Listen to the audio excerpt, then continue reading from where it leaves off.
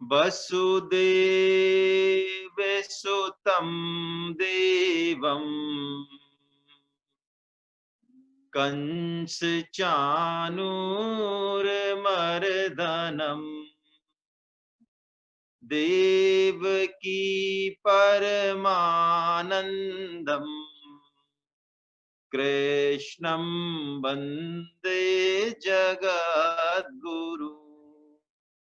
आप सभी वैष्णव जनों के चरणों में दंडवत प्रणाम। हरे कृष्णा। आइए हम लोग 5 दिव्य श्लोकों का वाचन करते हैं। अजोपि सन्नव्ययात्मा भूतानामीश्वरोऽपि सन् प्रकृतिं स्वामधिष्ठाय सम्भवाम्यात्ममायया। यदा यदा हि धर्मस्य ग्लानिर्भवति भारत अभ्युत्थानमधर्मस्य तदात्मानं सृजाम्यहम्। परित्राणाय साधूनां विनाशाय च दुष्कृता धर्म संस्थापनार्थाय संभवामि युगे युगे। जन्म कर्म च मे दिव्यम् यो मे वेत्ति तत्त्वता त्यक्त्वा देहं पुनर्जन्म नैति मामेति सोऽर्जुन। वीतराग भये क्रोधा मन्मया मामुपाश्रिता बहवो ज्ञान तपसा पूता मद्भावमागता। वसुदेवसुतं देवं कंसचाणूरमर्दनम् देवकी परमानंदम् कृष्णं वंदे जगद्गुरु। आप सभी वैष्णव जनों के चरणों में पुनः मेरा दंडवत प्रणाम। हरे कृष्णा। श्रीमद् भगवत गीता का 14वां अध्याय गुणत्रय विभाग योग के माध्यम से हम सब सत्संग लाभ प्राप्त कर रहे हैं। हमारे बीच में आज एक बहुत पुण्य विभूति श्री कृष्णकांत जी अग्रवाल साहब, जो कि पिछले 10 महीने से गीता परिवार के सदस्य रहे हैं, आज वो कोरोना के कारण नहीं रहे। गीता के प्रति उनका जो भाव 10 महीने से मैंने देखा है, भगवान की कैसी कृपा है। लगता है कोई बहुत पुण्य पारमी उनकी पहले के रही होगी। अथर्वा रिजोर्ट में 3 दिन की सेमिनार में वो पधारे और पहले ही दिन उनकी पत्नी ने कहा कि नहीं, मैं तो वापस घर जाना है, मुझे बहुत प्रेशर था उनके ऊपर कि वो भी चलें, लेकिन उन्होंने मुझसे कहा कि आप किसी से कहना मत, मैं इनको छोड़ के आ रहा हूँ, लेकिन मैं सुबह सेशन में आ जाऊंगा। मुझे गीता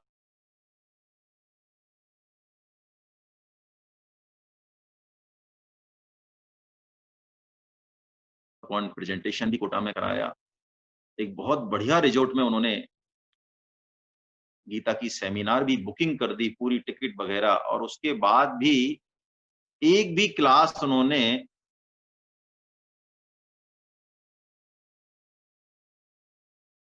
कोई और हो, उन्होंने छोड़ी नहीं। और ऐसा गजब का उनका उत्साह कि मुझे खुद आश्चर्य। 10 महीने से कई बार उनसे बातचीत हुई। भगवत गीता उनके जीवन में, उनके हृदय में बहुत गहराई से उतरी। बहुत भगवान का काम करने के लिए उनका कैसा भगवान उनको प्रेरणा दे रहे हैं। उन्होंने कहा गीता ने संतोष जी मेरी जिंदगी बदल दी। बहुत ही मतलब इतना धन्य भाग वो अपने आप को मान रहे थे भगवान की कृपा के कारण। आइए हम सब हृदय से उनकी परम शांति के लिए 1 मिनट का मौन रखते हैं। हरे कृष्णा।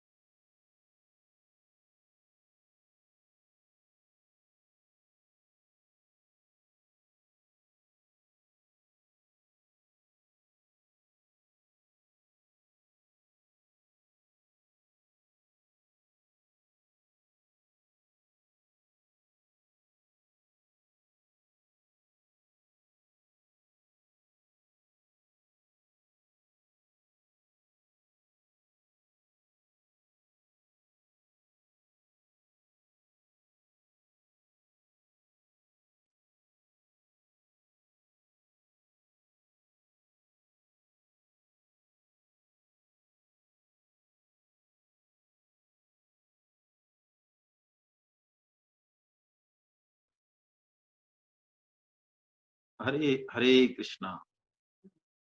भगवान श्री कृष्ण से प्रार्थना कि उनको सद्गति, आज वैसे भी एकादशी है, ऐसा दुर्लभ संयोग बहुत कम मिलता है। हरे कृष्णा।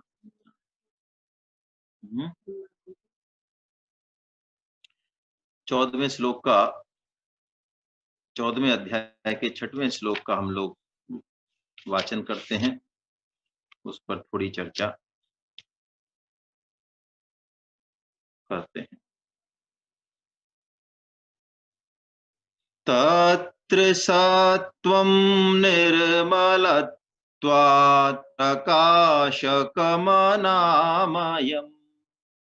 सुख संगेन बध्नाति ज्ञान संगेन चानघ। भगवान श्री कृष्ण कह रहे हैं, अर्जुन, प्रकृति के 3 गुण सत, रज और तम हमें बांधते हैं। सतोगुण सापेक्ष रूप से दोनों गुणों से अच्छा है, लेकिन भगवत गीता की कैसी विलक्षण दृष्टि है। भगवान कहते हैं सतोगुण भी बांधने वाला है। सतोगुण तो निर्मल है, प्रकाशक है, निर्विकार है, फिर भी क्यों बांधने वाला है? इसलिए बांधने वाला है कि सतोगुण से जो हमें सुख और ज्ञान प्राप्त होता है, ज्ञान तत्व ज्ञान की बात नहीं, ज्ञानाभिमान, कि मैं बहुत अच्छा आदमी हूं, मैं बहुत कुछ जानता हूं, ये जो ज्ञान का अभिमान है, अभिमान यदि ज्ञान का भी होगा तो भी वो बांधने वाला ही होगा। सुख पे हमने चर्चा की, सत्संग से, श्रवण से जो सुख मिले उस पे भी कई बार हम उलझ जाते हैं, कई बार नहीं, प्राय उलझ ही जाते हैं। लक्ष्य हमारा सतोगुण नहीं है। ये बहुत महीन दृष्टि है जिस पर हमको सूक्ष्मता से विचार करना चाहिए। सतोगुण हमें अच्छा लगे, उसमें रहने की हमारी इच्छा हो, ध्यान में हमारा मन लगे, ये बहुत अच्छी बात है। लेकिन यदि वो नहीं भी मिले किसी कारणवश, तो हमारे अंदर द्वेष पैदा नहीं होना चाहिए, क्योंकि सतोगुण हमारा लक्ष्य नहीं है। यहाँ जो भगवान कह रहे हैं चा अनघ, अर्जुन के लिए अनघ शब्द इस्तेमाल किया भगवान ने। अनघ यानी जिसमें पाप नहीं, वासना नहीं, काम क्रोध लोभ हो चाहे, फिर भी भगवान अनघ शब्द हमारे लिए इस्तेमाल करते हैं अर्जुन के माध्यम से। क्यों? भगवान मानो कह रहे हैं, अर्जुन, तेरे अंदर जो भी गुण हो, आज हम पढ़ेंगे कैसे गुण ये एक दूसरे को दबा के हमारे जीवन को प्रभावित करते हैं। कोई भी गुण तेरे अंदर हावी हो, तीनों गुण हमारे अंदर रहते ही हैं। तत्वज्ञ ज्ञानी महापुरुष के जीवन में भी तीनों गुण रहते हैं। ऐसा नहीं है कि उनके अंदर नहीं रहते। जब तक शरीर है तब तक तीनों गुण रहेंगे ही। जीवन रूपी नैया चल ही नहीं सकती। जैसे कि गाड़ी चलानी हो तो क्लच, ब्रेक और एक्सीलेटर चाहिए। इसी तरह जीवन रूपी गाड़ी को चलाने के लिए सत, रज और तम तीनों गुण चाहिए। लेकिन भगवान कह रहे हैं अनघ, अर्जुन, तेरी दृष्टि इन तीनों गुणों पर नहीं हो, मेरी कृपा की तरफ तेरी दृष्टि हो, मेरा कृपा वर्षन तीनों गुणों के मूल में प्रकृति और उसके मूल में भी मैं हूं, और मेरा अंश तू है। तो तू स्वरूप से गुणातीत ही है। ये पाप वासनाएं, ये संशय, ये और इच्छा आसक्ति, ये सब टेम्परेरी है, अस्थाई है। तुम तो मेरे अंश हो, शुद्ध हो, बुद्ध हो, मुक्त हो, तत्वमसी हो। इसलिए पाप पुण्य की परिधि से, सत रज तम की परिधि से ऊपर हटके अपने उस स्वरूप की तरफ, मेरी तरफ तुम्हारी दृष्टि रहे। ये भगवान इस श्लोक में मानो अनग शब्द से कह रहे हैं। कल हमारी चर्चा हुई, सत रज तम सापेक्ष है। हम रज और तम की बजाय सत की तरफ बढ़ेंगे, उद्देश्य है जीवन का, लेकिन ये परम उद्देश्य नहीं है। परम उद्देश्य सत के पार जाना है। जैसा कि कल चर्चा हुई कि सतोगुण सोने की सीढ़ी है, सोने का बंधन है। हमको ऊपर जाना है, छत पे जाना है, और सपोज हमें वापस नहीं आना, और सोने की सीढ़ी हमें दे दी जाए, तो हम उस सोने की सीढ़ी को चढ़े तो सही उस पर, लेकिन हम पूरा नहीं चढ़े, छत पर नहीं पहुंचे, और बीच में ही उसको चिपटा लें कि नहीं, ये तो इतनी अच्छी सोने की सीढ़ी है, स्वर्ण सीढ़ी है, तो इसको तो छोड़ने का मेरा मन नहीं है। मैं जप करता हूँ, तप करता हूँ, ध्यान करता हूँ, मैं जितने भी साधन करता हूँ, ये साधन से मुझे आनंद आ रहा है, इनको नहीं मैं छोड़ूंगा, इनके प्रति मेरा आसक्ति रहेगी। भगवान उसी सूक्ष्म दृष्टि की तरफ हमारा ध्यान दिला रहे हैं कि साधन जरूरी है, लेकिन परम उद्देश्य साधन से अतीत जो तत्व है वो होना चाहिए। और ये कब होगा? जब असंगता रूपी बाण, असंगता रूपी भाव हमारे अंदर होगा। कल हमने भगवान शंकर का उदाहरण लिया कि उन्होंने त्रिपुर को दह किया असंगता रूपी बाण से, इसलिए उनका नाम पुरारी था, पुरारी था। सतरज तम को समझने के लिए रामकृष्ण परमहंस जी एक बहुत बढ़िया उदाहरण देते थे। आज हम उस उदाहरण पे थोड़ी चर्चा करते हैं, जिससे हमें समझ में आए कि सतोगुण को भी भगवान बांधने वाला क्यों कह रहे हैं। एक व्यक्ति जंगल से जा रहा था, अपने घर पहुंच रहा था, रात हो गई थी। जंगल में 3 डाकू उसको मिले, और उन 3 डाकुओं ने उसको पकड़ लिया। थोड़ा विचार करेंगे तो ये रूपक है, पकड़ में आएगी बात। एक डाकू ने कहा मार दो इसको, धन लूट लो। एक ने तो कहा धन लूट लो। रजोगुनी जो था उसने कहा, रज ने कहा कि धन लूट लो, धन लूट लिया। तमोगुनी ने कहा मार पीट के बराबर कर दो इसको, हमारी सूचना दे देगा पुलिस को और गांव वालों को। लेकिन जो सतोगुण डकैत था उसने कहा हमारा तो पर्पज पूरा हो गया, हमारा उद्देश्य पूरा हो गया, मारो मत, थोड़ी बहुत मार पिटाई इसकी कर दी है, ये बहुत है, क्या कहेगा, हमारा काम हो गया, इसको जाने देते हैं। तो सतोगुनी जो डकैत था, सतोगुण जो था, उस व्यक्ति को खड़ा किया उसने, वो डकैत धन में लग गए दोनों, और वो उसको जंगल की सीमा, क्योंकि वो जंगल बड़ा गहरा था, हालत उसकी खराब हो गई थी, तो जंगल की सीमा तक वो उसको छोड़ने आया और उससे कहा देखो भैया तुम्हारा गांव वो है, अब तुम चले जाओ। उसने कहा भैया बहुत बहुत तुम्हारा धन्यवाद, मैं कैसे तुम्हारा आभार प्रकट करूं, और मेरी तो इच्छा है कि तुम मेरे घर चलो और मैं कुछ आपकी जो है। तो उसने कहा देखो भैया मैं घर नहीं जा सकता, ये जंगल मेरी सीमा है। सतोगुण अच्छा है, लेकिन गुणातीत होने के लिए हमको सतोगुण को भी छोड़ना पड़ेगा। सतोगुण, सतोगुण में आना अवश्य है, निर्विकार है, प्रकाशक है, वो भगवान बताएंगे आगे, बहुत अच्छे से एक्सप्लेन करेंगे। लेकिन सतोगुण को भी ये ऐसी उच्च स्थिति के साधक का वर्णन भगवान यहाँ कर रहे हैं, यहीं से शुरुआत कर रहे हैं कि सतोगुण में भी आसक्ति नहीं रखनी है। सतोगुण को जीवन में लाना है, सत्व बढ़ाना है, लेकिन उद्देश्य बहुत स्पष्ट होना चाहिए। सतोगुण को हम छोड़ेंगे, असंगता रखेंगे, तो हम गुणातीत होंगे, यानी तत्व ज्ञान हमारे अंदर प्रकट होगा। और तत्व ज्ञान जब प्रकट होता है तो साधक को ये अभिमान भी नहीं रहता, ये ज्ञानाभिमान भी नहीं रहता कि मैं ज्ञानी हूँ, मैं हूँ जब तक तत्व ज्ञान हुआ नहीं। सुखदेव जी महाराज को व्यासदेव जी ने श्रीमद् भागवतम पढ़ाया, सारे वेद शास्त्र पढ़ाए, हालाँकि वो पहले से ही पढ़े हुए थे, फिर भी पढ़ाए और अंतिम परीक्षा के लिए उनको जनक जी के पास भेजा। कितना विलक्षण बात है सुखदेव जी के जीवन की, हम सुने। जनक जी तो ब्रह्मज्ञानी हैं और सुखदेव जी भी ब्रह्मज्ञानी हैं। तो जनक जी के पास जब वो गए, तो द्वारपाल ने राजमहल में ही रोक दिया। बुरी तरह से डाँटा उनको, क्या मज़ाक समझ रखा है? राजा जनक से मिलने आगे, कोई अपॉइंटमेंट नहीं, कुछ नहीं, खड़े रहो यहीं। बहुत बुरी तरह से उनका अपमान किया। सुबह से शाम तक सुखदेव जी महाराज खड़े रहे। उनके हृदय में उस द्वारपाल के प्रति बिल्कुल भी क्षोभ पैदा नहीं हुआ, द्वेष पैदा नहीं हुआ। शाम को जनक जी ने ऑर्डर किया, मंत्री जी आए, मंत्री वगैरह बड़े सह-सम्मान उनको बुला के ले गए और एक ऐसे कमरे में ले गए जहाँ बहुत सुख-सुविधाएँ, ऐसा मान लें एसी वगैरह सब, और वहाँ उनको नहला-धुला के 56 भोग उनके सामने प्रस्तुत किए। उन्होंने ये भी स्वीकार किया, लेकिन बिल्कुल असंग होके।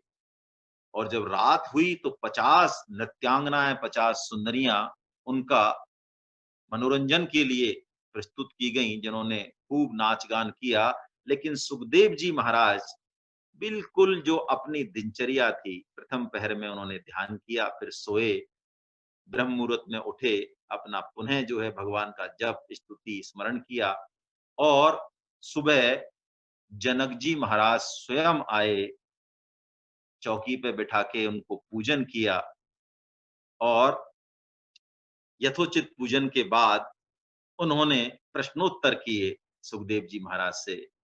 प्रश्न पूछे, सुखदेव जी महाराज ने निर्लिप्तता से, शांत भाव से सबके जवाब दिए और उन्होंने फिर उनको पास किया कि आज तुम, अब अंतिम परीक्षा तुम्हारी, पास, तुम ब्रह्म ज्ञानी हो गए। तो इस श्लोक से हम ये समझें कि सुख संगेन बधनाति। देखिए ये दृष्टि गीता के अलावा कहीं और मिलेगी नहीं। बाहर हम सोचें चर्चा वगैरह में कि सतोगुण से भी हमको आसक्ति नहीं रखनी है, तो इस बात को कोई स्वीकार नहीं करेगा और बल्कि हमारी बेवकूफी पे हंसेगा कि अरे कैसे बेवकूफ हो आप, सतोगुण से भी आसक्ति नहीं रखनी है। नहीं, कल हमारी बात हुई, वृंदावन के एक संत थे, उनके पास कोई भी साधक जाता, रजोगुण वाला जाता, तमोगुण वाला जाता, सतोगुण वाला जाता और भी ऊंची स्थिति का जाता और उनसे कहता प्रभु हमें कुछ उपदेश दें, कुछ ज्ञान दें, कुछ कृपा करें, तो बस वो 2 ही शब्द बोलते थे, चरवेति, चरवेति, ये वेदों का शब्द है। यानी आगे बढ़ते जाओ, आगे बढ़ते जाओ, चरेवेति, जहाँ हो बस आगे बढ़ते जाओ प्रभु की तरफ। उन और कुछ नहीं समझाते थे, उनके शिष्य समझाते थे क्या मतलब, यानी सतोगुण में भी हम आ गए हैं, तो चरेवेति, चरेवेति, जब तक अंतिम लक्ष्य तक नहीं पहुँच जाएँ, हम रुकें ना, रुकें ना। ये भगवान यहाँ से तीनों गुणों के वर्णन में सबसे पहले सतोगुण के बारे में वर्णन करते हैं। अब आगे के श्लोक में भगवान रजोगुण के बारे में वर्णन करेंगे कि रजोगुण हमें कैसे बांधता है ना? आइए वाचन करते हैं हम अगले श्लोक का, 7वें श्लोक का। रजोरागात्मकं विद्धि तृष्णासङ्गसमुद्भवम् तन्निबध्नाति कौन्तेय कर्म संगेन देहिनम्।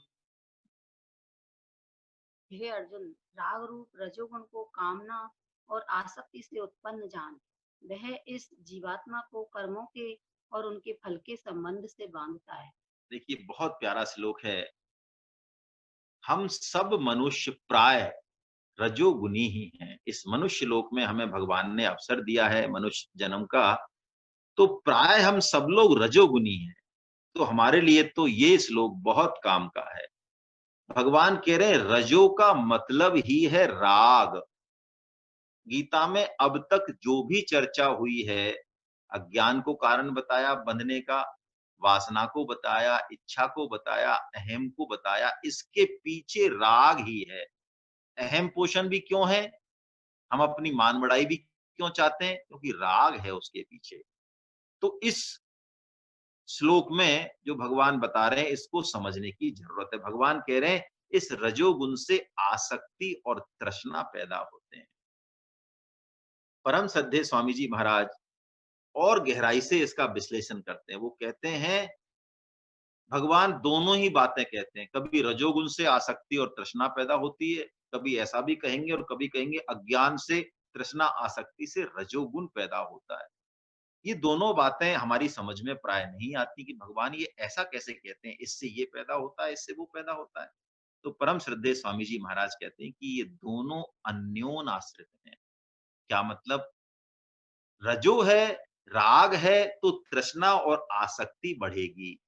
तृष्णा और आसक्ति बढ़ेगी तो रजोगुण बढ़ेगा। जैसे कि बीज से वृक्ष और वृक्ष से बीज होता है, बस ऐसे ही हम समझ लें। राग को हटाएंगे तो रजो आसक्ति और तृष्णा हट जाएगी, या तृष्णा और आसक्ति को कम करेंगे तो राग हट जाएगा। कहीं से भी पकड़ लें हम, है ना? एक ही बात है। ये राग और रजोगुण हमारे बंधन का मूल कारण है, मूल कारण। राग 6 जो द्वेष बताए, है ना? राग, द्वेष और लोभ, काम, क्रोध, लोभ, मोह, मद, मत्सर, ये 6 जो सबसे बड़े शत्रु बताए, और इनमें भी 2 प्रमुख हैं, राग और द्वेष। और इनका भी जो राजा है छयों का, वो राग है। क्यों? मनुष्य की प्राय ये आदत होती है कि उसको कुछ भी दे दिया जाए, कुछ भी। साधन भी बताएंगे गुरुदेव, मता कोई अपने को पथ भी बताएंगे तो हम उसको भी पकड़ लेते हैं। किसी शास्त्र से, वेद से, उपनिषद से, गीता से भी हमको ज्ञान मिला है तो ठीक है, उसके प्रति हमारी श्रद्धा हो, लेकिन तत्व पर पहुंचने के बाद फिर साधन के प्रति ऊंच नीच का भाव नहीं होना चाहिए। राग हमको बांधता है। देखिए, प्रहलाद जी महाराज का चरित्र है श्रीमद् भागवतम में बहुत। प्रहलाद जी को भक्त शिरोमणि कहा जाता है। तो प्रहलाद जी महाराज भगवान नरसिंह देव का जो विकराल रूप था, उसको देखकर डरे नहीं। क्या ब्रह्मा जी, क्या शिव जी, क्या लक्ष्मी जी, क्या देवता बड़े बड़े वहां पे खड़े थे, सब थर थर थर थर थर थर कांप रहे थे। ऐसा भगवान का नरसिंह अवतार ऐसा खतरनाक था। प्रहलाद जी नहीं डरे। तो प्रहलाद जी उनकी गोद में बैठा लिया भगवान ने और उनको बड़े प्रेम से आंत्रमाली, हिरण्यकशिपु की खून से लथपथ जो है आंतें भगवान के गले में लटक रही हैं, और वही भगवान जीभ से प्रहलाद जी को चाट रहे हैं और अपने करों से स्पर्श कर रहे हैं और प्रसन्न हैं। हमें तो उनकी प्रसन्नता नहीं दिख रही है इस रौद्र रूप में, लेकिन प्रहलाद जी भगवान की गोदी में बिल्कुल निर्भय है, निशंक है। तो प्रहलाद जी से कह रहे हैं, प्रहलाद जी वर मांगो। तो प्रहलाद जी कुछ नहीं कहते हैं, प्रभु बस कृपा है आपकी। फिर कहते हैं, प्रहलाद जी वर मांगो। तो देखिए, भक्त आत्म विश्लेषण कर लेता है। हम तो कहते हैं अरे हमारे अंदर तो कोई इच्छा ही नहीं है, हम तो बहुत वैरागी हो गए हैं, गीता पढ़ रहे हैं, हमारे कोई आजकल हमारे अंदर पैसे की कुछ भी नहीं है ऐसा हमारा। लेकिन ये बातें बीज रूप में हमारे अंदर छुपी हुई रहती ही हैं। तो जब दोबारा भगवान ने कहा प्रहलाद जी को, तो प्रहलाद जी समझ गए कि कोई न कोई शायद कामना मेरे हृदय में, कोई अंकुर है शायद, तभी तो भगवान बार बार कह रहे हैं। तो वो कहते हैं, प्रभु मैं आपसे यही वर मांगता हूं कि आप मेरी कामना का ही नाश कर। बहुत विलक्षण वर है ये, ऐसा विलक्षण वर है, इसका कोई दूसरा उदाहरण नहीं मिलता। जैसे कुंती जी का वर है, ऐसे ही वर है। फिर भगवान प्रसन्न हो जाते हैं, कहते हैं तथास्तु, और कहते हैं प्रहलाद जी और मांगो कुछ। बहुत प्रेम प्रदर्शन कर रहे हैं। तो वो कहते हैं, प्रभु आपकी माया अत्यंत प्रबल है। जीव सब कुछ जानते पूछते भी जो है गलत रास्ते पे चला जाता है, तो भ्रमित हो जाता है, उसके अंदर ये राग, ये रजोगुण ऐसा बैठा हुआ है अंदर, कर्म संस्कार जन्मों जन्मों के। तो मैं तो जो है आपसे यही प्रार्थना करता हूँ कि इस माया का ही आप नाश कर दें। तो भगवान कहते हैं, प्रहलाद, ये तो संभव नहीं। क्यों? फिर तो ये सारा जो प्रपंच है, ये जगत है, इसका नाश हो जाएगा। अरे इसी से तो ये जगत भास रहा है, ये संभव नहीं है। हाँ, एक बात मैं कह सकता हूँ, जो तुम्हारा स्मरण करेगा, उसको माया व्यापेगी नहीं, उसको माया व्यापेगी नहीं। तो वो कहते हैं, फिर ऐसा करो प्रभु कि जीव बड़े दुखी हैं, तो इन सबको बैकुंठ भेज दो, आपके ही तो अंश हैं। तो वो कहते हैं, प्रहलाद, ये भी संभव नहीं। कि क्यों प्रभु? कि जीव बैकुंठ आना ही नहीं चाहते। कि ये बात तो मैं नहीं मानता। तो कहते हैं, प्रहलाद जी पूरे कुटुंब में घूमे, जितने भी उनके दादा चाचा और थे, राक्षस थे, तो सबने प्रहलाद जी को फटकारा। अरे तू अपने पिता को मरवा दिया तूने, और जो पिता के जो पितृ हंता है, उन्हीं की तू गोद में बैठा है, उन्हीं के तू गुणगान कर रहा है। तू ये तू हमारा भी सत्यानाश करेगा क्या? सबका तूने सत्यानाश कर दिया, कोई बैकुंठ बंकुट हमको नहीं जाना। हम तो जिस योनि में हैं, उस योनि में ही खुश हैं। आता है शास्त्रों में ऐसा कि प्रहलाद जी थक हार के कि चलो किसी को तो बैकुंठ ले जाऊं, एक सूअर के पास गए। वो सूअर कीचड़ में लथपथ, तो उन्होंने सोचा ये तो शायद बैकुंठ जाएगा। बैकुंठ का वर्णन किया उन्होंने उस सूअर को, और सूअर से कहा, भैया बैकुंठ चलोगे? उन्होंने कहा, हाँ बैकुंठ चलूंगा, ये तो बहुत बढ़िया बात है। चलो तो चलो। प्रहलाद जी ने कहा, चलो एक तो मिला। तो लेकिन उसने कहा, मुझे चलो, चलने को तो मैं तैयार हूं, मुझे एक बात बताओ। क्या? कि भैया जैसा ये मुलायम कीचड़ है, जैसी सुगंध आ रही है, ऐसा कीचड़ वहां बैकुंठ में मिलेगा कि नहीं मिलेगा? तो प्रहलाद जी समझ गए, वास्तव में जीव अपने रजोगुण के कारण, अपनी आसक्ति के कारण ही बंधा हुआ है, उसके कारण ही बंधा हुआ है। चैतन्य महाप्रभु जी, मैंने आपको शायद पहले भी निवेदन किया, चैतन्य महाप्रभु जी का डेली का दैनिक ये नियम था कि वो किसी भक्त के श्रीमुख से प्रहलाद जी का चरित्र प्रतिदिन सुनते थे, प्रतिदिन। और प्रहलाद जी की जो स्तुति है, शायद 44 श्लोक हैं उसमें, 42 श्लोक या 44 है, बहुत विलक्षण स्तुति है।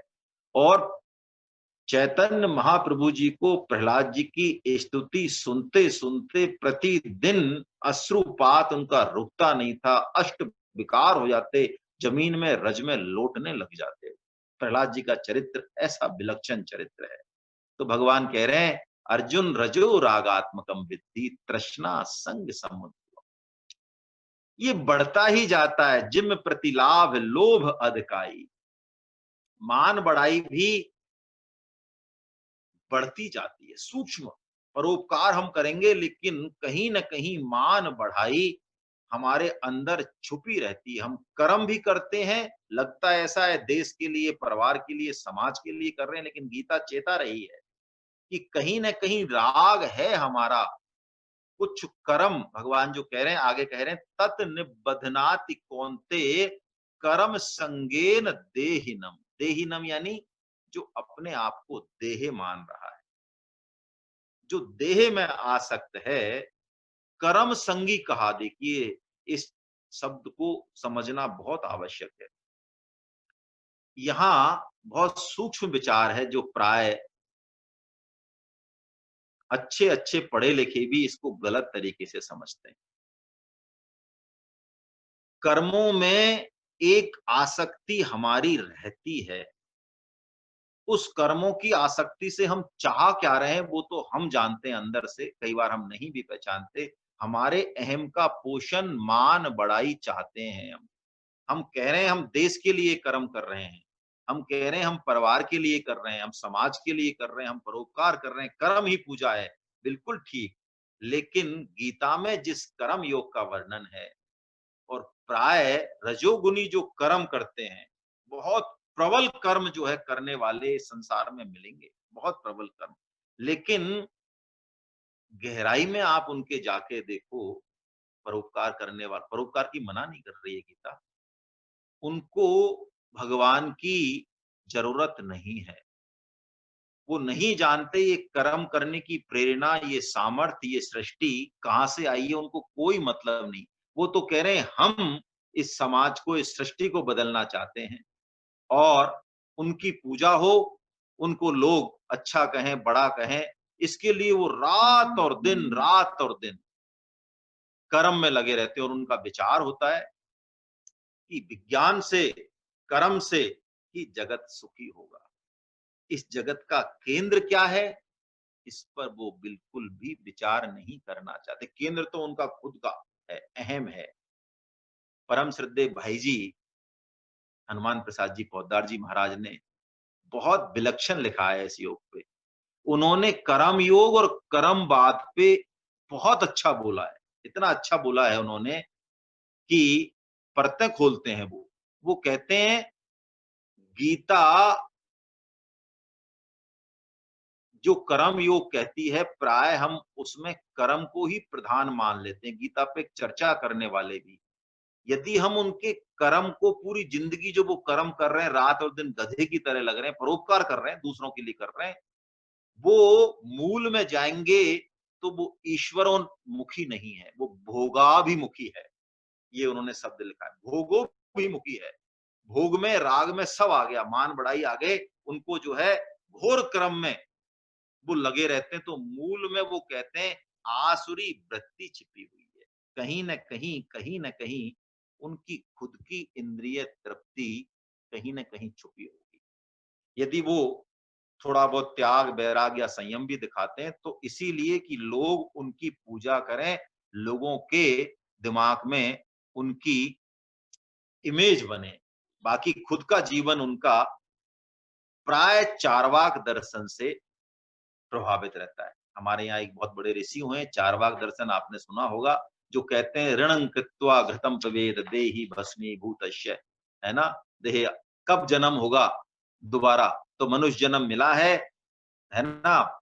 सामर्थ है, पैसा है, अवसर है, तो बस भोग लो जितना भोग सकता हो, है ना? लेट्स चेरी एन्जॉय, जिस तरह का ये दर्शन है। तो इसके लिए वो रात और दिन घोर कर्म में लगे रहते हैं। भगवान तो कह रहे हैं कर्म संगेन देहिनम, फल, फल की, चाहे फल वो पदार्थ के रूप में हो, चाहे वो मान बढ़ाई के रूप में हो, भगवान कहते हैं अर्जुन इसको पहचान, इस रजोगुण को। ये रजोगुण इस राग से, इस आसक्ति से और तृष्णा से बांध देता है और ये पकड़ बहुत गहरी है, बहुत गहरी है। प्राय हम सब इससे त्रस्त रहते हैं। तो भगवान रजोगुण का वर्णन करने के बाद अब अगले श्लोक में, 8वें श्लोक में तमोगुण कैसे बांधता है उसके बारे में चर्चा करते हैं। आइए हम वाचन करें 8वें श्लोक का। तमस्त्वज्ञानजं विद्धि मोहनं सर्वदेहिनां प्रमादालस्य निद्राभिः तन्निबध्नाति भारत। हे अर्जुन, सब देहाभिमानियों को मोहित करने वाले तमोगुण को तो अज्ञान से उत्पन्न जान। वह इस जीवात्मा को प्रमाद, आलस्य और निद्रा के द्वारा बांधता है। देखिए, दो तीन चीजें हैं, हम अलग अलग देखेंगे इसको। एक तो भगवान ने तू शब्द का इस्तेमाल किया। जहां भी तू शब्द का इस्तेमाल हो गीता में, हम समझ लें परम श्रद्धेय स्वामी जी की अटल वाणी है कि पहले के प्रकरण को अब के प्रकरण से अलग करने के लिए भगवान तू शब्द का इस्तेमाल करते हैं। यहाँ तू शब्द का इस्तेमाल किया, इसका मतलब तम गुण रजो और सत से बिल्कुल अलग है। इसको हम संख्यात्मक रूप से समझें तो स्वामी जी कहते हैं जैसे कि 1, 10 और 100, यानी बांधना है तो ये 1 ग्राम, 1 किलो ऐसा मान लें। सतो तो ये 10 और ये 100, यानी इतना भारी है ये तमोगुण में। तो सत और रज तो काफी नजदीक हैं, लेकिन तमह तो बहुत ज्यादा जो है बांधने वाला है। भगवान यहाँ कह रहे हैं तमस्तु अज्ञानजम विद्धि मोहनम सर्वदेही नाम, और प्रमाद आलस्य निद्रा, तीन तरीके से ये बांधता है। यहां भी वही बात है, कई बार भगवान तमोगुण से अज्ञान की उत्पत्ति बताएंगे, कई बार अज्ञान से तमोगुण की उत्पत्ति बताते हैं। क्यों? ये दोनों फिर अन्योन आश्रित हैं। तमोगुण जब बहुत ज्यादा बढ़ जाता है तो आदमी का मोह और अज्ञान, मूढ़ता इतनी ज्यादा बढ़ जाती है कि उसको कुछ भी होश ही नहीं रहता, वो कुछ चीज समझने के लायक ही नहीं रहता। तम से अज्ञान बढ़ता है, मोह बढ़ता है, और मोह से तम बढ़ता है, ऐसा स्वामी जी महाराज कहते हैं। तो अलग अलग तरीके से भी भगवान कहें तो कोई समस्या नहीं। दूसरी तीसरी बात, विद्धि शब्द का इस्तेमाल भगवान कर रहे हैं रजो में भी और तम में भी। जहां भी विद्धि शब्द का इस्तेमाल आए, पहले भी हमारी चर्चा हुई है, हमें बड़ा स्पष्ट मान लेना चाहिए कि विद्धि जहां भगवान लगा रहे हैं तो उस वो बात पत्थर की लकीर है, उसमें इस दिमाग को लगाना नहीं है।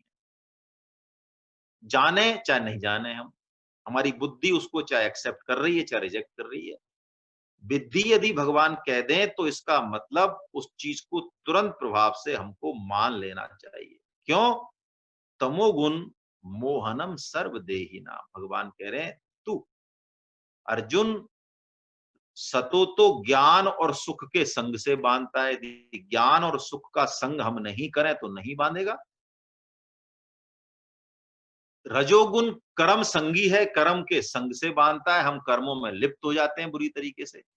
कर्म हम करें, खूब करें, करना ही चाहिए, लेकिन उसका उद्देश्य क्या है, कर्म के पीछे प्रेरक क्या है भाव, उस पर गीता बात करती है। उसी से कर्म का निर्णय होगा। कर्म के प्रकार से कर्म बहुत अच्छा है, समाधि है, लाखों लोगों का हम फायदा कर रहे हैं, उससे नहीं होगा। कर्म के पीछे जो हमारा भाव है उससे होगा। तो कर्म, रजोगुण कर्म संग से बांधता है, लेकिन भगवान कह रहे हैं तमोगुण तो स्वरूप से ही मोहात्मक है। लेकिन देखिए, एक बात हम समझे यहां थोड़ा सा, अभी जैसी चर्चा हुई कि तीनों गुण ही हम में रहते हैं, हमेशा रहेंगे। भगवान 18.40 में एक श्लोक बोलेंगे कि अर्जुन, जितने भी प्राणी हैं इस पृथ्वी पे, जितने भी प्राणी हैं, वो सब में तमय गुण, सतय गुण और रजोगुण तो रहेगा, उसके बिना तो कोई प्राणी हो ही नहीं सकता। न तदस्ति पृथिव्याम वा दिवि देवेषु वा पुनः सत्वम प्रकृति जैर मुक्ते यदेवी शास्त्री गुण। भगवान कहते हैं जब तक शरीर है तीनों गुण रहेंगे ही। क्यों? ब्रेक, एक्सीलेटर और क्लच के बिना गाड़ी चलेगी नहीं। ये सृष्टि में भी जो विलक्षणता है, ये सृष्टि भी त्रिगुणमयी है। ये रचना कौशल भी तीन गुणों के कारण ही है। ये तीन गुणों का जो ताल है, जो संयोग है, उसी से ये अद्भुत संगीत निकल रहा है। बस तमोगुण या किसी भी गुण से हम आसक्ति नहीं करें, पहली बात। और इससे भी महत्वपूर्ण बात जो स्वामी जी महाराज कह रहे हैं, हम होश में रहें। क्या होश में रहें? कि जीवात्मा जो है, हमारा स्वरूप जो है, वो इन तीनों गुणों से ही परे है।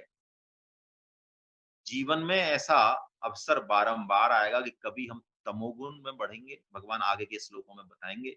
तमोगुण बढ़ जाता है हमारा, कभी कभी हमारा रजोगुण बढ़ जाता है और कभी सतोगुण बढ़ जाता है। लेकिन तीनों ही अवस्थाओं में आने पर भी हमें इस तत्व की जागृति रहे, ये बोध रहे, ये होश रहे कि ये अस्थाई है, ये आया है, ये जाने वाला है, ये हमारे स्वरूप में नहीं है। हम इससे परे हैं, हम इससे परे हैं। क्योंकि देखिए, निद्रा कहा भगवान ने, क्या निद्रा के बिना जीवन चल सकता है?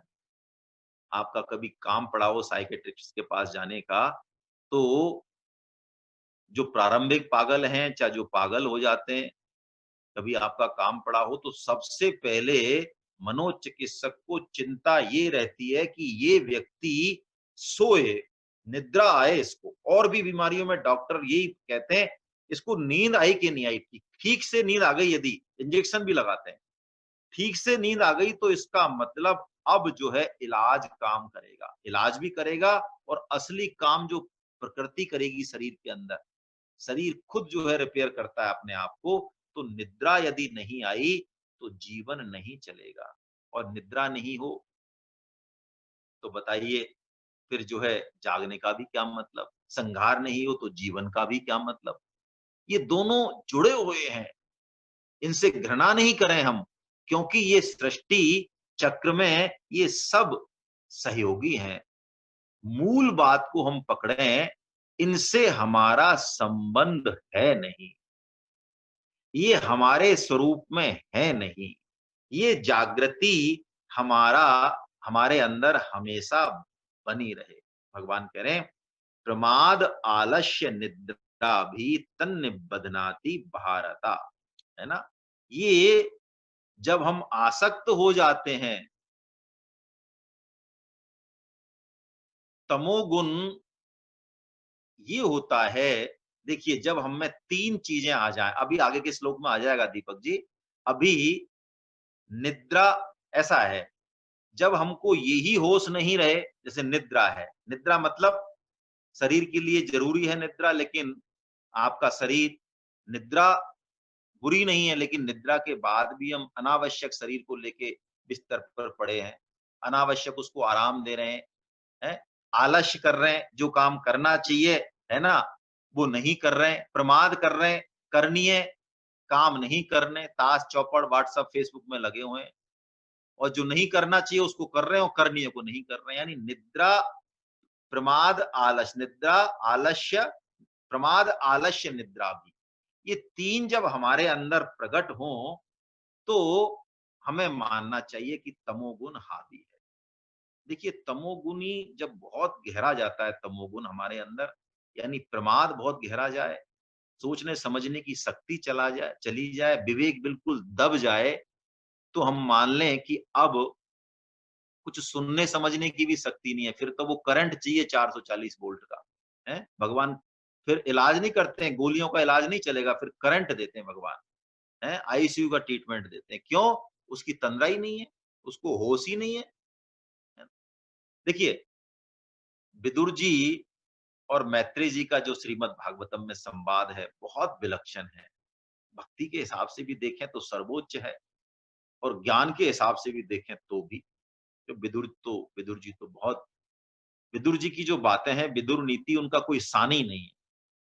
वो जितनी निष्पक्षता से और जितने धर्म के बेस पे, आधार पे अपनी बात रखते हैं, हमारी बुद्धि सहसा उनको स्वीकार नहीं करती है, लेकिन वो जो कह देते हैं वो अटल है।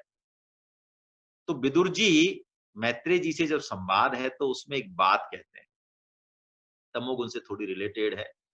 वो कहते हैं, प्रभु आपका जो संवाद हुआ, इससे मुझे समझ में आ रहा है कि शायद इस जगत में दो ही लोग सुखी हैं।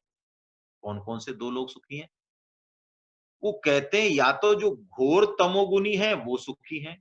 अरे वो कैसे सुखी हैं? कि हाँ वो सुखी हैं। क्यों सुखी हैं? उनको होश ही नहीं है, उनका विवेक इतना दब चुका है कि उनको परिभाषा ही पता नहीं है सुख की। वो जो दुख है उसको ही सुख मान रहे हैं। जैसे अभी अभी हमने उदाहरण लिया सुअर का, सुअर बैकुंठ में भी कीचड़ में ही रहना चाहता है। तो वो ऐसी परिस्थितियों में है, ऐसी अ, बेकार परिस्थितियों में है, लेकिन उसको भी वो मान रहे हैं कि नहीं यही ठीक है हमारे लिए। एक तो वो सुखी है, या फिर जो गुणातीत हो गए हैं, जो ज्ञानी हैं वो सुखी हैं। वो कहते हैं, यश्च मूढ़तमो लोके यश्च बुद्धे परम गता। या तो मूढ़ घोर तमोगुनी सुखी है, या जो गुणातीत हो गए हैं, जिनकी बुद्धि शुद्ध हो गई है, सत्व शुद्ध में हो गए, ता उभो सुख मेधेते क्लिश्यत्यंतरितो जना। बीच के जो लोग हैं वो ही परेशान है, वो ही। कबीर जी कहते हैं ना कि भैया मैं रो रहा हूं बीच में खड़ा होके, जो मूढ़ है, तमोगुनी है, उनको तो ना भगवान से मतलब है, ना उनको अपनी प्रगति से मतलब है, ना कल्याण से मतलब है। उनको तो होश ही नहीं है। तो तमोगुण को जीवन में नहीं बढ़ने देना चाहिए। कैसे? सत्संग करें, स्वाध्याय करें और कर्तव्य कर्म करें, आलस्य नहीं करें, है ना? जो करणीय कर्तव्य है, जो करने ही चाहिए, वो अवश्यमेव करें। और भगवान आगे के श्लोकों में, अभी 2-3 श्लोकों में ही इस पूरी प्रक्रिया का वर्णन कर रहे हैं, है ना? अब भगवान इन 3 श्लोकों को एक श्लोक में कह रहे हैं पुनः। जो 3 श्लोकों में बताया कि ये गुण कैसे बांधते हैं, अब और भी सूक्ष्म तरीके से इनके मूल की तरफ भगवान इशारा कर रहे हैं। आइए 9वां श्लोक हम वाचन करते हैं। सत्वं सुखे संजयति रजः कर्मणि भारत ज्ञानमावृत्य तु तमः प्रमादे संजयति युत। हे अर्जुन, सत्वगुण सुख में लगाता है और रजोगुण कर्म में तथा तमोगुण तो ज्ञान को ढककर प्रमाद में भी लगाता है। देखिए भगवान ने फिर यहाँ तू शब्द बोला, यानी सत्व और रज का वर्णन तो ऊपर कर दिया, उनके बांधने का प्रकार भी बता रहे हैं, मूल बात भी बता रहे हैं, लेकिन जब तमय बोल रहे हैं, तमोगुण की बात कर रहे हैं, तो तू बता रहे हैं, यानी ये तो स्वरूप से ही बांधने वाला है। तमोगुण तो क्या कह रहे हैं? सत्वम सुखे संजयति, सतोगुण सुख से बांधता है। पहले क्या कहा? ज्ञान से और सुख से बांधता है। और अभी क्या कह दिया? सुख और ज्ञान में भी भगवान ने एक ही शब्द उठाया। ज्ञान में और सुख में से एक ही शब्द उठाया, सुख। क्यों? ज्ञानाभिमान भी हम क्यों होता है हमको? ज्ञान का अभिमान क्यों होगा? किसी भी ज्ञान का, ज्ञानी से हम मिले, अभिमानी से मिले हैं, तो वो अपने ज्ञान का प्रदर्शन किस लिए कर रहा है? कि लोग उसकी बड़ाई करें, उसको ऊंचा समझें, जिससे कि उसको सुख मिले। जो भगवान कहते हैं सुखासक्ति 5.22 में कहते हैं, है ना, आद्यंतवंत ये ही संस्पर्जा भोगा दुख यौन एवत आद्यंतवंत कौनते न तेषु रमते बुधा। भगवान कहते हैं अर्जुन, ये सुख की आसक्ति, मूल बात बताई भगवान ने, मां उसी मूल बात को भगवान यहाँ पुनः कह रहे हैं। चाहे सतोगुण की हो, ये सुख की आसक्ति सतो से भी हमें बांधती है, सुख चाहिए उससे भी हमें बदले में, है ना। ज्ञाना अभिमान भी इसीलिए है कि सुख चाहिए हमको, है ना। तो भगवान ने कहा सत्वम सुखे संजयति, अर्जुन ये सतोगुण सुख में लगा के बांधता है। और रजः कर्मणि भारता, रजो किससे बांधता है? कर्म से बांधता है ना। क्यों बांधता है? प्राय मनुष्य रजोगुनी है, ये हमारी चर्चा हुई। और प्राय मनुष्य कर्म फल चाहता है, बहुत गहरे में हम हर कर्म का फल चाहते हैं। हमारी स्थिति बहुत वर्षों तक ऐसी रहती है कि हम भक्ति भी करें तो उसका भी जो मूल कारण है, हम टटोलें अपने हृदय को। मूल कारण ये है कि हम जीवन में अनुकूलता चाहते हैं, यानी भक्ति के बदले मानो विनिमय चाहते हैं, एक्सचेंज चाहते हैं। क्यों? जैसे कि कोई एहसान कर रहे हो, हमारा कर्तव्य नहीं मानते हम एहसान कर रहे हैं कि प्रभु अब बताइए, तू हमारे जीवन में ऐसा दुख दे रहा है, हमारे पड़ोसी तो भगवान का नाम नहीं लेता, उसकी तूने सारी ऐश कर रखी है, और हमारे जीवन में जब से हम तेरा नाम लेने लगे, गीता पढ़ने लगे, तेरी तरफ चलने लगे, तो तू हमारे साथ इतनी गड़बड़ कर रहा है। ये भाव क्यों आया मन में? इसलिए आया कि कर्म फल चाहिए, भक्ति का भी फल चाहिए। चार अबेरी चार सवेरी इतनी दे गोपाला, और इतने में भी घाटा हो तो ले ले कंठी माला। कई उदाहरण है, मैं नाम नहीं लूंगा। प्राय ऐसा भी देखा गया है कि दृढ़ उद्देश्य यदि नहीं है, भगवान की कृपा का, सदगुरु की कृपा का आसरा नहीं है, तो लोग अध्यात्म में आने के बाद, बढ़ने के बाद भी और घोर भगवान विरोधी हो जाते हैं, एकदम से छोड़ते हैं वो, एकदम से छोड़ देते हैं। आपने अच्छा काम किया और आपके तो नुकसान हो गया 1 करोड़ का, ऐसी प्रतिकूल परिस्थिति है, वो कहते हैं भाड़ में जाए, क्या लेना देना है, इसके लिए क्या गीता पढ़ी थी, इसके लिए गीता सेमिनार कराई थी हमने। अब उसके पीछे उस परम कृपालु प्रभु का क्या आयोजन है, कैसे वो हमको उस विपदा में ले जाके और हमारा जो है परिपोषण कर रहे हैं, हमको ठोक पीट के सही कर रहे हैं और कहाँ ले जाना चाह रहे हैं, हम नहीं समझ पाते। तो कर्म फल हमको वर्तमान में जीने नहीं देता। वर्तमान में यदि हम जिए, हम भूत में जीते हैं या हम भविष्य में जीते हैं।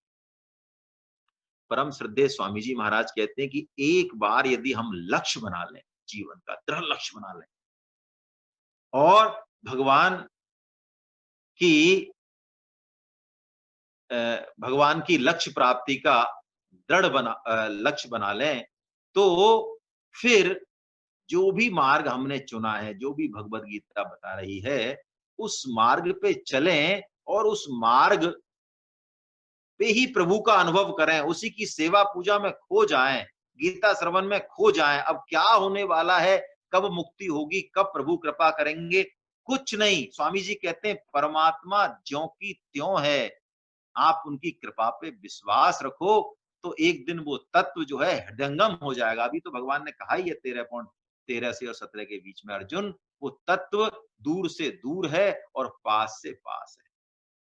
यदि हम भक्ति से, जब से, तब से भगवान की प्राप्ति करना चाहें जल्दी से जल्दी, तो स्वामी जी कहते हैं जो जल्दी करता है, जो शीघ्रता करता है, उसको तत्व प्राप्ति में देरी होती ही है। लेकिन छोड़ दे प्रभु के ऊपर, बिल्कुल निष्काम हो जाए, उनका आसरा ले ले, मार्ग को ही वो मान ले बस। अब ये मार्ग कितना लंबा चलेगा, लेकिन मार्ग का ही आनंद ले रहा है वो तो, कि बस यही है, प्रभु ही है। ये सेवा पूजा है तो बस सेवा पूजा ही रहे, वो रहे ही नहीं कुछ। वर्तमान में जीना इसको कहते हैं। भूत और भविष्य दोनों से वो पार हो जाए। दीपक बंसल साहब, सतोगुण क्या होता है, रजोगुण क्या होता है, मैं यही तो बताने की चेष्टा कर रहा हूं। आप क्यों नहीं समझ पा रहे, मुझे नहीं समझ पाया। जब, और देखिए अगले श्लोक में इस प्रश्न का उत्तर आपको मिल जाएगा, आप चिंता मत कीजिए ना। कब हमारे यहाँ सतोगुण हमारे शरीर में है, कब हमारे रजोगुण है, इसके क्या लक्षण है, भगवान बता रहे हैं अभी आप, है ना। मैं जितना बता पा रहा हूं और मैं कोशिश करता हूं, बाकी अगले श्लोक में भगवान स्वयं जवाब देंगे आपको, है ना। आपको जवाब मिलेगा, आप चिंता नहीं करें, भगवान श्री कृष्ण में भरोसा रखें। हाँ, एक चीज और जो प्राय जो है ध्यान हमारा नहीं जाता, स्वामी जी महाराज उस पर ध्यान दिलाते हैं हमारा।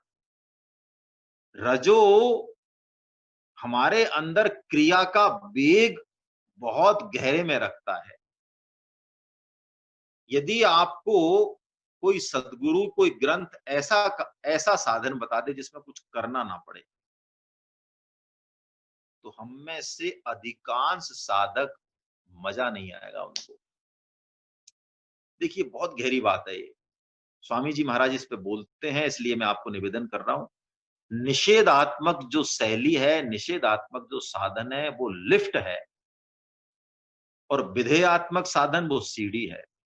लेकिन 99.99% आदमी रजोगुनी होते हैं, इसलिए वो विधेयात्मक साधन को ही चुनते हैं। स्वामी जी चुप साधन कहते हैं। स्वामी जी कहते हैं भलाई मत करो, तो समझ में बात आती नहीं। क्यों? भलाई करें, परोपकार करें, लोगों का मान सम्मान मिले, पूजा हो, सब जगह नाम हो, ओहो कितने, तो उससे हमारे अहम का पोषण होता है। लेकिन स्वामी जी महाराज बहुत सूक्ष्म बात कह रहे हैं, सालों साल जिंदगी भर परोपकार करते हुए भी रहेंगे हम वहीं की वहीं, और हो सकता है वहीं की वहीं भी ना रहे, पतन हो जाए हमारा। क्यों? अरे जिस अहम से छूटने के लिए साधन है, विधेयात्मक पद्धति से उस अहम का ही तो पोषण किया, और बल्कि देखा जाए तो उस अहम को हमने और दृढ़ कर दिया। तो इसलिए गीता कहती तो है कि इस क्रिया वेग को शांत करो। कैसे करो शांत? कर्तव्य का पालन करो, कर्म योग करो, निष्काम भाव से जितना बने। लेकिन फल की इच्छा मत करो। फल यदि छुपा है सूक्ष्म रूप में भी, तो ये क्रिया वेग शांत नहीं होगा, उल्टा बढ़ेगा। फिर हमारे अंदर का जो अहम है, जो क्रिया वेग है, ये हमसे पता नहीं क्या क्या करवाएगा। एक छोटे से उदाहरण से हम समझते हैं। बच्चे में बहुत ऊर्जा होती है, बच्चों में। बच्चे को यदि हम कहें कि तू चुपचाप बैठ जा, सत्संग सुन ले, ऊधम मत कर, क्लास में मेहमान आए, जब उससे अपेक्षा की जाएगी कि तू चुप रहे, थोड़ा-सा हम 2 घंटे चर्चा कर लें मेहमान से, उस समय वो चुप रह नहीं सकता। स्कूलों में भी बस्तों का बोझ इतना है कि बच्चों की जो नैसर्गिक चीज है, जो क्रिया वेग को शांत करती थी, जैसे कि पहले प्राय बच्चे खूब खेलते थे, उन्मुक्त, बिना विधि निषेध के। बनाते थे भी, तोड़ते थे भी। खूब तोड़ते थे चीजों को, मिट्टी के खिलौने, ये वो। इससे उनका जो विध्वंसक प्रवृत्ति है, जो क्रिया वेग है, वो शांत हो जाता है। उनको कोई रचनात्मक काम दे दिया, खेल कूद में थका दिया, 2 घंटे 3 घंटे, तो अब उनसे उम्मीद की जा सकती है कि वो अब सही लक्ष्य की तरफ चलेंगे, आपकी बात सुनेंगे। लेकिन उनकी उस एनर्जी को मोड़ा नहीं, उसको चैनलाइज नहीं किया, दबाने की कोशिश की, तो संभव नहीं, फिर संभव नहीं है। स्वामी जी भी कहते हैं, क्रिया वेग शांत अवश्य हो, करना ही है, कर्मों से ही करना है, कर्तव्य पालन से करना है, लेकिन स्थिति निष्कामता की आनी चाहिए। नैष्कर्म्यम पुरुषोस्नुते 3.4 में स्वामी जी बहुत गहरी बात बताते हैं। से बड़ा काम हम कर रहे हैं या छोटे से कर रहे हैं, ये बिल्कुल महत्वपूर्ण नहीं है गीता की नजर में। महत्वपूर्ण क्या है? यदि सच्चे मायने में कर्म योग का आचरण होगा, जो भी जिम्मेदारी मिली, वर्ण को लेके, आश्रम को लेके, उम्र को लेके, देश काल परिस्थिति को लेके, जो भी हमारा कर्तव्य जब है और वो हमने निभाया कर्म योग की पद्धति से, ज्ञान योग की पद्धति से, तो बदले में निष्कामता आएगी। यदि निष्कामता नहीं आ रही है, तो इसका मतलब कर्म योग का आचरण नहीं हो रहा है, क्रिया वेग बढ़ रहा है, रजोगुण हमको बांध रहा है। रजः कर्मणि भारता, भगवान कहते हैं। और तमोगुण, ज्ञानम आवृत्य तु तमः प्रमादे संजते युत। भगवान कहते हैं, अब बहुत विलक्षण बात कह रहे हैं कि ये तम तो स्वरूप से ही ये ज्ञान को ढक देता है। कर्तव्य अकर्तव्य का विवेक ही मानो खो जाता है। कर्म कैसा है, इस पे गीता चर्चा बिल्कुल नहीं करती, और बल्कि गीता की बात कहें, स्वामी जी महाराज की बात कहें, तो बहुत विलक्षण बात है, जो अब तक की चीजों को और क्रिस्टल क्लियर करेगी कि कर्म वास्तव में सतो रजो तमो होता ही नहीं है। आप कहेंगे ये बहुत विलक्षण बात है, हाँ यही है। कर्म कर्ता का चित्रण होता है, कर्ता का जो भाव है वही कर्म को रजोगुनी, तमोगुनी या सतोगुनी बताता है। तो हम इस बात को ध्यान रखें कि कर्म करें तो होश रहे, जागृति रहे। जो सबसे बड़ी पूंजी है हमारी विवेक, भगवत कृपा का आश्रय, उसको हम जगाए रखें, चाहे जैसे भी हो। फिर जो भी कर्म मिले हम करें। भगवान कहते हैं, प्रमाद जिंदगी में बिल्कुल ना करें। तमोगुण प्रमाद से घेरेगा, प्रमाद से घेरेगा, चाहे हम उसके पीछे तर्क करें, चाहे कुतर्क करें।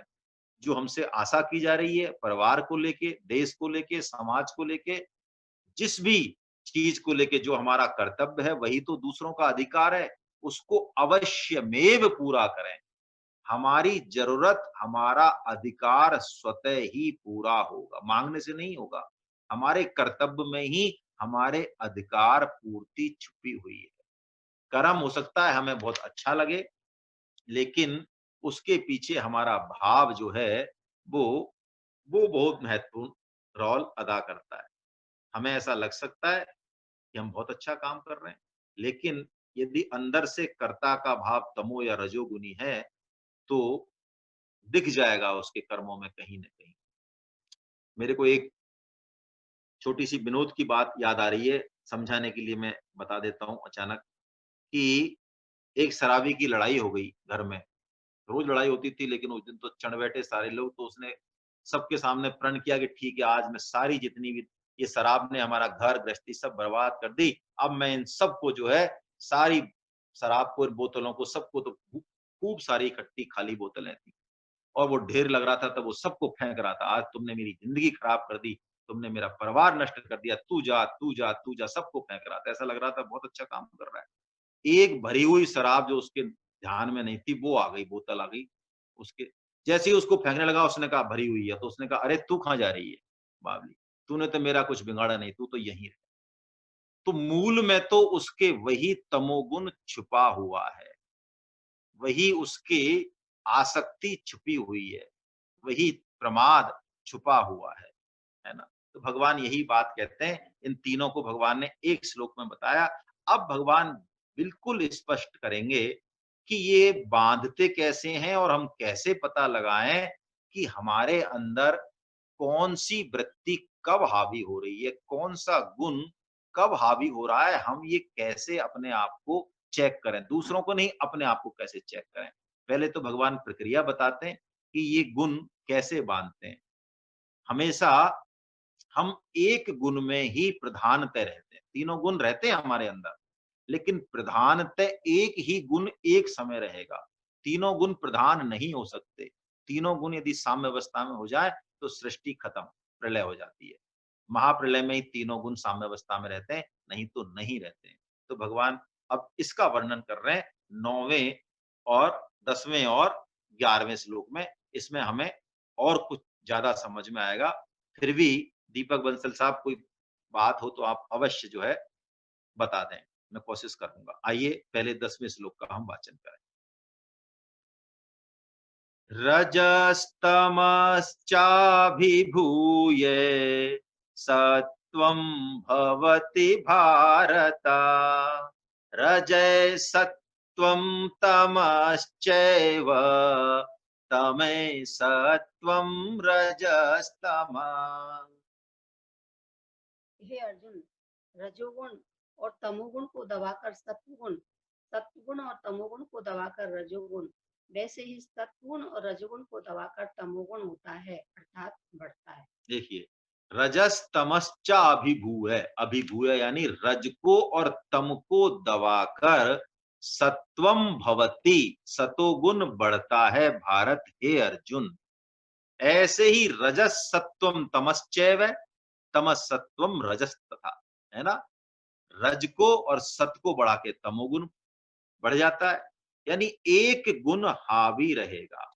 अब देखिए, कुछ गुण तो हम लेके आते हैं, कुछ गुणों का एक, क्या कहें, उनका संयोजन, वो तो हम जन्म से लेके आते हैं। कैसे लेके आते हैं? पुराने जन्मों के जो हमारा कर्म संस्कार बना हुआ है चित्त पर, वो कैसा है? प्राय तो रजोगुणी है, लेकिन रजोगुण में भी फिर संयोजन है बहुत सारे। सतोगुण कितना परसेंटेज है, बहुत सारे इनके अलग-अलग वो है, उस पे हम नहीं जा रहे हैं। लेकिन हम इसका मूल समझें कि गुण ये आते कहाँ से हैं। सबसे बड़ी बात तो है कि पहले तो हम कुछ लेके आए, वो बहुत गहरा है ना? लेकिन चिंता ना करें। स्वामी जी कहते हैं मनुष्य जन्म में जो भगवान ने स्वतंत्रता दी, विवेक दी, वो उससे भी गहरा है, वो उससे भी पावरफुल है, चिंता ना करें। प्रारब्ध कर्म संस्कार बहुत गहरे हैं, वो हमारे चित्त पर बहुत गहरे हैं, इसमें भी कोई दो राय नहीं है ना? बिना गीता पढ़े भी हमसे ज्यादा कोई सतोगुणी व्यक्ति हो सकता है, इसमें कोई आश्चर्य नहीं है। तो कर्म संस्कार या जो प्रारब्ध हम लेके आए, एक तो वो मूल स्रोत है ना? भावों का, गुणों का। दूसरा, कैसे वातावरण में हम रह रहे हैं। वातावरण का मतलब सब में आ जाएगा इसमें। कैसा संग हम कर रहे हैं, आसपास का वातावरण कैसा है, हमारी इंद्रियों को हम आहार कैसा दे रहे हैं। आहार से मतलब यही नहीं समझें, कान को क्या सुना रहे हैं, आंखों को क्या दिखा रहे हैं, मन को क्या चाहिए, बुद्धि को क्या चाहिए, कैसे देश काल परिस्थिति है उस समय, काल पे भी डिपेंड करता है? इसीलिए साधक को शुरुआत में विधि निषेध का पालन बहुत जरूरी है।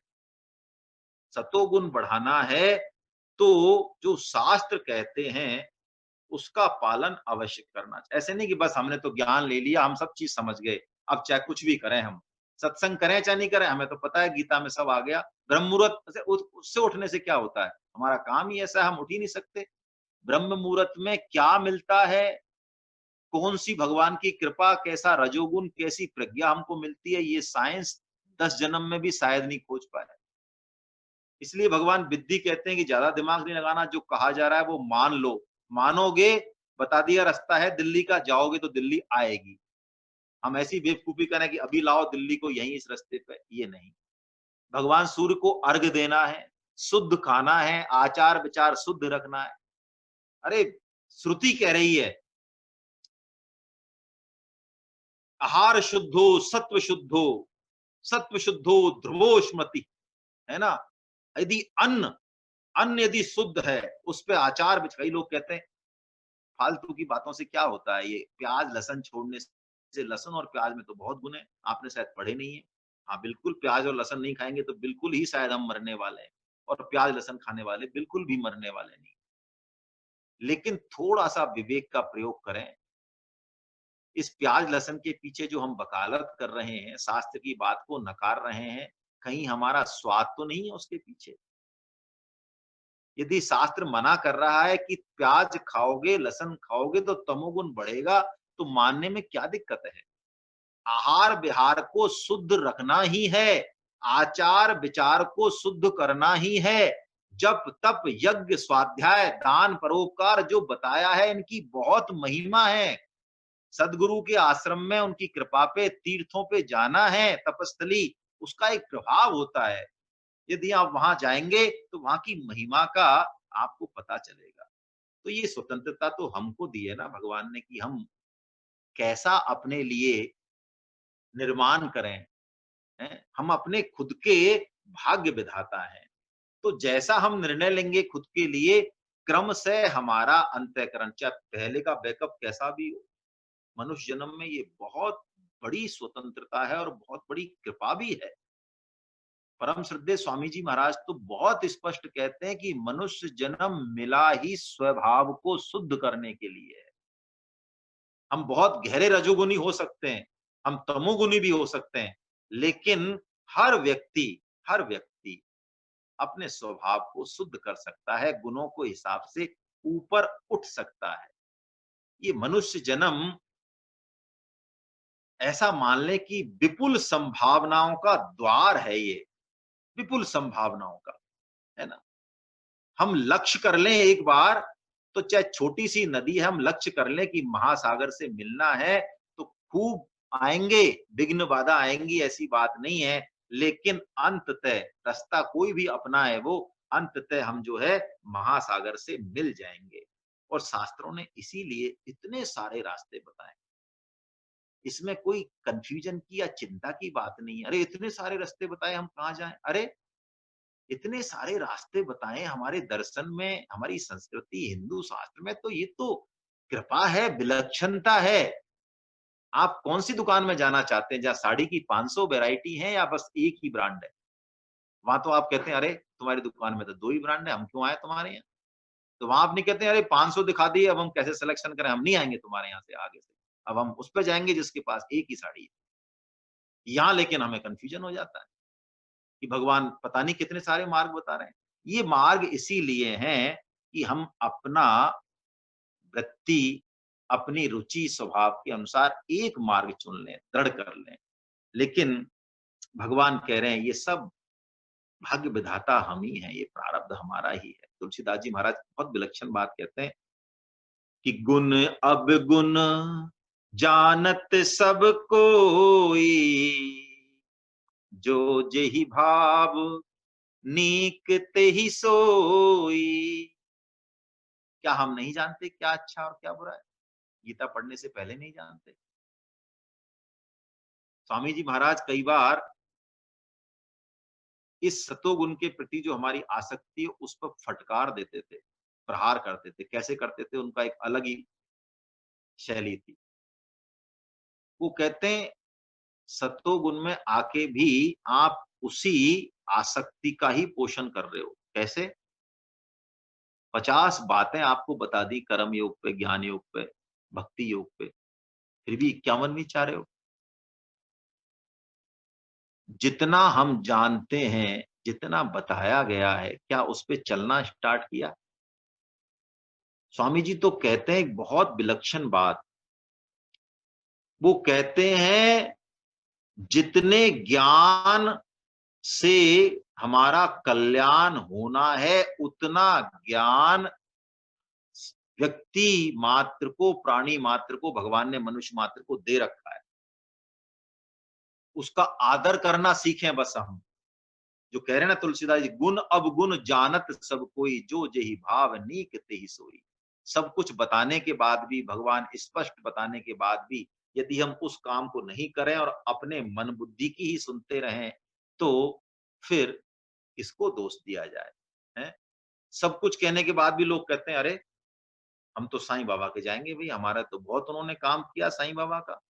और भूत प्रेत की आप कहते हो तमोगुनी होते हैं, भूत प्रेत की कई चीजों से पता चलता है कौन सा गुण हावी है। भूत प्रेत की पूजा आप करते हैं, है ना, तंत्र मंत्रों पे आप विश्वास रखते हैं, तो इसका मतलब आप तमोगुनी हैं। भगवान 17वें अध्याय में 8, 9, 10 में बताएंगे कि आहार से भी पता चलता है कि आपके अंदर कौन सा गुण है। या तो बताएंगे ये लक्षण आगे अभी अगले श्लोक में कि हमें पता चल जाए कौन सा गुण हावी है। लेकिन भगवान तो ऐसी चीजें बता देंगे 17वें अध्याय में कि तुम मत करो जब तप पूजा, अपने भावों को भी मत पढ़ो। खाना तो खाओगे, खाने में तो रुचि होगी, खाने की रुचि से पता लग जाएगा कि हमारे अंदर कौन सा गुण हावी है। अरे हमारे देवता के पूजन से, पद्धति से पता चल जाएगा हम कौन से देवता को पूजते हैं, कैसे पूजते हैं, उससे पता चल जाएगा हम कि हमारे अंदर कौन सा गुण हावी है ना। रजोगुनी व्यक्ति, एक स्पिनोजा थ्योरी है, मैं थोड़ी चर्चा करूं। अभी चारवाक दर्शन पे चर्चा हुई, लगभग लगभग वैसी एक डच दार्शनिक हुआ है स्पिनोजा। उसमें कई बातें तो शास्त्र अनुसार हैं, लेकिन मूल में वो रजोगुण की ही तृप्ति करता है, तर्क और कुतर्कों के द्वारा। और तर्क उनके इतने ऐसे हैं, आप स्पिनोजा थ्योरी यदि पढ़ें तो आपको लगेगा अरे यार ये क्या, ये तो बहुत अच्छी बात कह रहा है। वो कहता है भगवान आपसे पूजा नहीं चाहता, भगवान आपसे मान बढ़ाई नहीं चाहता, स्तुति नहीं चाहता, वो परेशान हो गया है, भाग गया है वो मंदिर से। आप जाके और जो है, मंदिरों में नहीं मिलेंगे भगवान, प्रकृति में मिलेंगे, यहाँ मिलेंगे। और भगवान चाहता है कि प्रकृति बनाई है, आपको मनुष्य जीवन दिया है, सामर्थ्य दिया है, तो खाओ पियो मौज करो, भगवान प्रसन्न होता है इससे। बहुत सारी बातें हैं उस थ्योरी में जो हमें लगता है कि ये ठीक होंगी, लेकिन नहीं नहीं। शास्त्र जो कह रहा है, और शास्त्रों का शास्त्र है भगवत गीता। यदि बहुत ज्यादा समझ में भी नहीं आए तो भगवत गीता जो है ये समझाती है कि हमें शुरुआती अवस्था में, साधक हैं हम सब, हम विधि निषेध का पालन करें।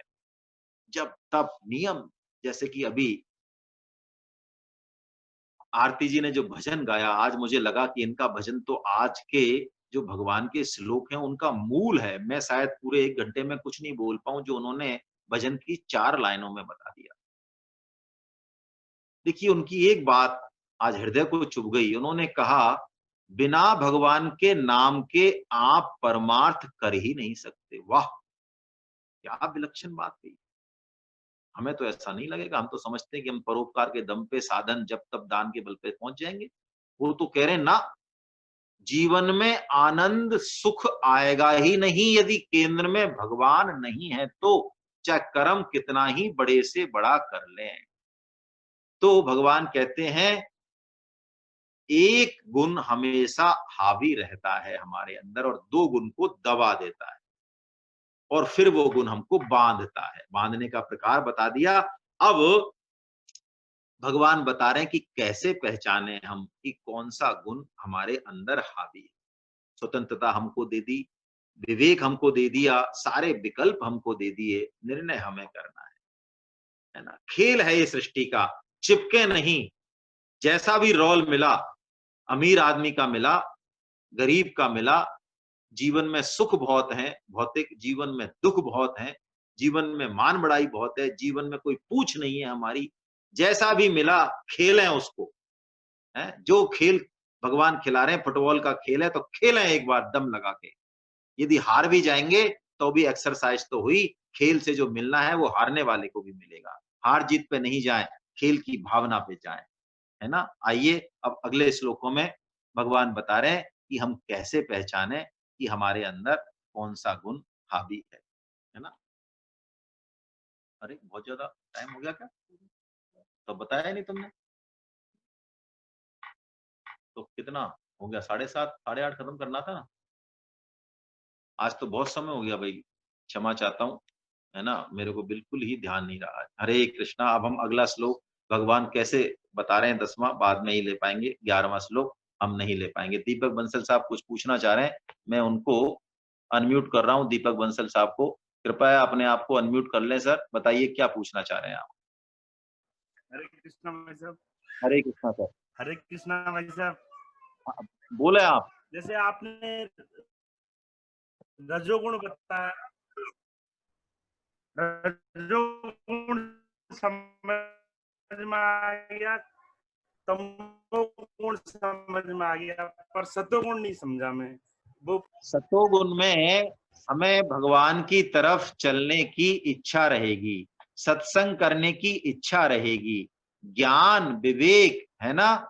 हमें सब कुछ दिखेगा, भगवान बताएंगे कल। कल आप ही के प्रश्न का सबसे पहले जवाब दिया जाएगा 14.11 में कि हमारे अंदर जब सतोगुण बढ़ेगा, तो क्या-क्या वृत्तियां हमारी कैसी-कैसी वृत्तियां होंगी, है ना? आपके अंदर आपको संसार में भगवत तत्व दिखेगा। राग और द्वेष आपके कम हो जाएंगे यदि सतोगुण बढ़ रहा है तो। शास्त्र अध्ययन की, सत्संग की, परोपकार की भी, है ना? परोपकार कौन सा? निष्काम भाव वाला। ये वृत्तियां आप अपने आप को ऊपर उठाने का, इस जीवन का सदुपयोग करने की चेष्टा करेंगे। तो इसका मतलब आपके अंदर सतोगुण बढ़ा हुआ है ना सर? धन्यवाद। हरे हरे कृष्ण। गोविंद जय जय गोपाल जय जय गोविंद जय जय गोपाल जय जय। राधा रमन हरे गोविंद जय जय हरि गोविंद जय गोविंद जय जय गोपाल जय जय जय गोपाल जय जय राधा रमन हरि गोविंद जय जय रमन हरि गोविंद जय राधा रमन हरि गोविंद जय जय रमन हरि गोविंद जय नाम संकीर्तनम यस्य नाम संकीर्तनम यस्य सर्व पाप प्रणाशनम सर्व पाप प्रणाशनम प्रणामो दुःख समनस्तं नमामि हरिं परम। प्रणामो दुःख समनस्तं नमामि हरिं बोलो परम्। वृंदावन बिहारी लाल की जय, बोलो बांके बिहारी लाल की जय, बोलो राधा गोविंद देव सरकार की जय, बोलो आज के आनंद की जय। आप सभी वैष्णव जनों को पुनः पुनः मेरा दंडवत प्रणाम। हरे कृष्णा हरे कृष्णा। कल हम फिर मिलते हैं इसी समय। हरे कृष्णा हरे कृष्णा हरे कृष्णा हरे कृष्णा।